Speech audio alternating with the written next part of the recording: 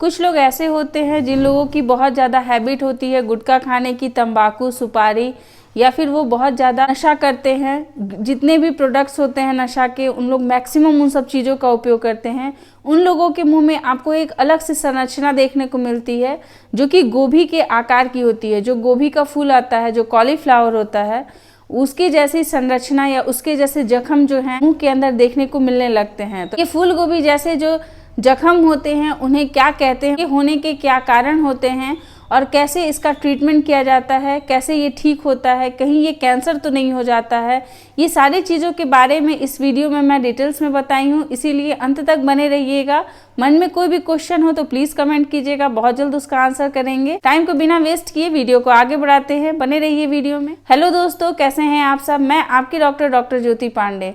जो लोगों को भी गुटखा खाने की, तंबाकू खाने का या फिर स्मोकिंग करने का लत होता है, उन लोगों के मुंह में एक फूल गोभी जैसी संरचना जो है वो दिखाई देती है। ये फूल गोभी जैसी जो संरचना होती है इसे वेरिकस हाइपरप्लेसिया कहते हैं।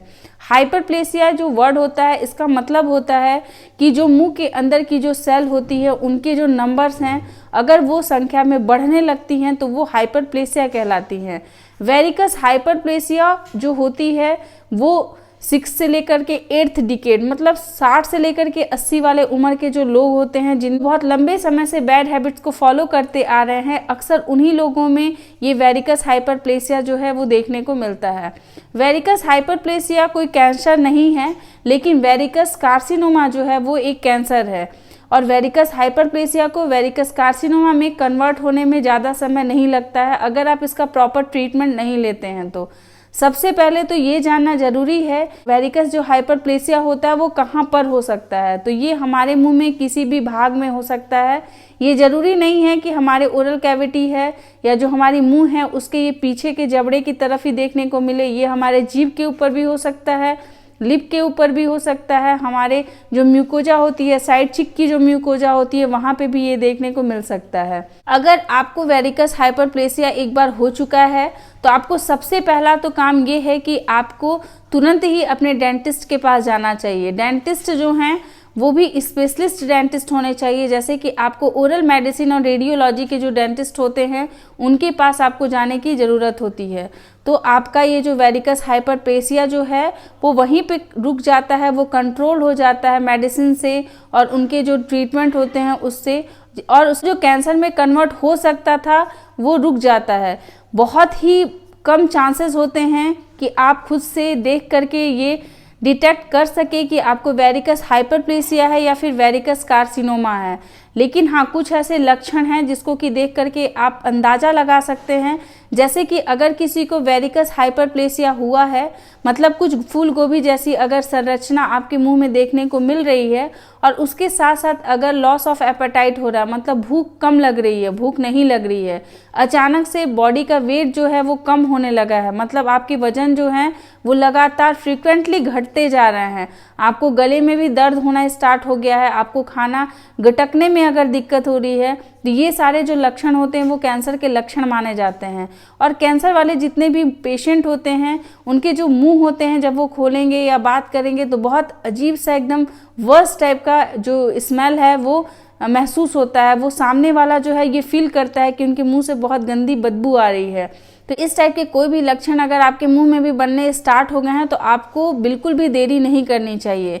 जब आप डेंटिस्ट के पास जाते हैं तो आपके जो डेंटिस्ट होते हैं वो वेरिकस हाइपरप्लेसिया को एक्सीजन के द्वारा उसे ठीक करते हैं। एक्सीजन का मतलब ये है कि उस पार्ट को काट करके निकाल दिया जाता है और उसके बाद फिर उसको पैथोलॉजिस्ट जो होते हैं उनके पास उन्हें सेंड कर दिया जाता है। फिर वो आइडेंटिफाई करते हैं कि ये कौन से वेरिएंट का हाइपरप्लेसिया है।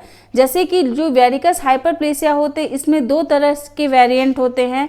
एक जो होती है वो प्लाक टाइप का वेरिएंट होता है, मतलब उसमें जैसे आपके जो पत्थर जैसे जो दांतों में जमे हुए जो कैल्सिफाइड जो गंदगी जो दिखाई देती है, सेम उसी तरीके के आपके जीभ के ऊपर या फिर आपके चिक के पास वो वैसे प्लाक जो होती है वो इकट्ठा होती हुई दिखाई देती है।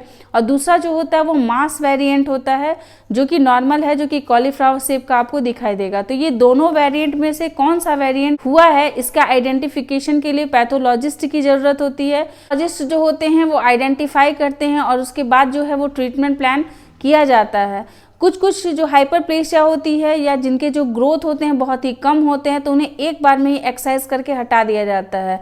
अभी आपको कुछ पिक्चर्स दिख रहे होंगे जिसमें कि जो शुरुआत वाली पिक्चर है, पहले उस टाइप का हाइपरप्लेसिया हुआ था, उसकी सर्जरी करने के बाद जो सेकेंड वाली जो पिक्चर आपको दिख रही है उसमें वो बिल्कुल अच्छे से ठीक हो गया है।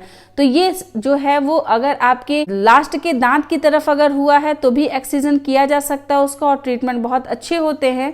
अगर सेकेंड जो आप देख रहे हैं जो कि आपका चिक की तरफ हुआ है उसमें भी आपका सही हो जाता है। और अगर आपके जो स्मोकिंग करने वाले जो लोग होते हैं उनके तालू में अगर इस टाइप का कोई हाइपरप्लेसिया हुआ है तो उसे भी एक्सिजन करके उसे ठीक किया जा सकता है। रिकरेंस के चांसेस जो हैं वो बहुत ज़्यादा होते हैं। अगर किसी को पहले से वेरिकस हाइपरप्लेसिया हुआ है और उसे अगर एक्सिजन करने के बाद उसे ठीक कर दिया गया है तो हो सकता है कि आगे चल के फिर से उसे वेरिकस हाइपरप्लेसिया हो।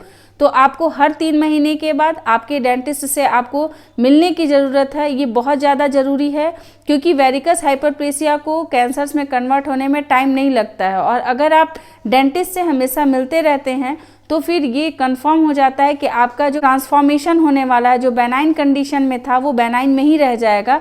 अगर आप ऐसा नहीं करेंगे और अगर उसमें कोई भी मैलिग्नेंसी वाले सेल अगर डेवलप कर जाते हैं तो फिर प्रॉब्लम हो सकती है। इसकी एक और जो ट्रीटमेंट होती है वो होती है फोटोडायनेमिक ट्रीटमेंट के द्वारा इसे ठीक किया जाता है। इसको हम लोग PDT भी बोलते हैं। यहाँ पे लाइट के द्वारा वहाँ के जो कैंसर सेल्स होती हैं, जो ट्यूमर की सेल होती है, उसको किल करने का काम किया जाता है जिससे कि फिर से वो रिकरेंस ना करें। तो इस तरीके से एक्सिजन करना या फिर PDT ट्रीटमेंट के द्वारा हम लोग कोई भी वेरिकस हाइपरप्लेसिया अगर हुआ है तो उसे ठीक कर लेते हैं। ये बहुत ही सिंपल है।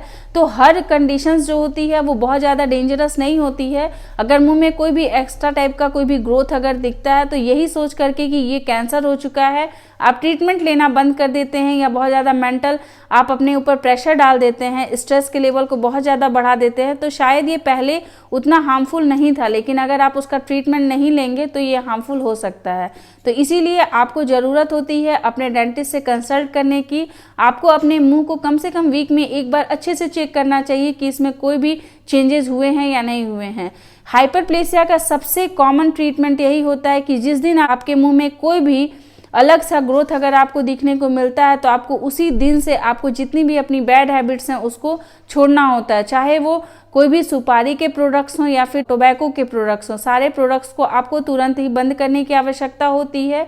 अच्छा अपना डाइट को रखना होता है, अच्छे एक्सरसाइज करना होता है और मेंटल हेल्थ को बहुत ज़्यादा स्ट्रॉन्ग करना होता है। आई होप कि आपको ये वीडियो अच्छा लगा होगा। अगर अच्छा लगे तो प्लीज़ इसे शेयर कीजिएगा लोगों के साथ, लाइक कर दीजिएगा। ऐसे इन्फॉर्मेटिव वीडियोस आपके साथ हमेशा शेयर करते रहेंगे, लाते रहेंगे नए नए वीडियो। तब तक के लिए अपना ध्यान रखिए, अपने आसपास के लोग का ध्यान रखिए। Take care, bye bye.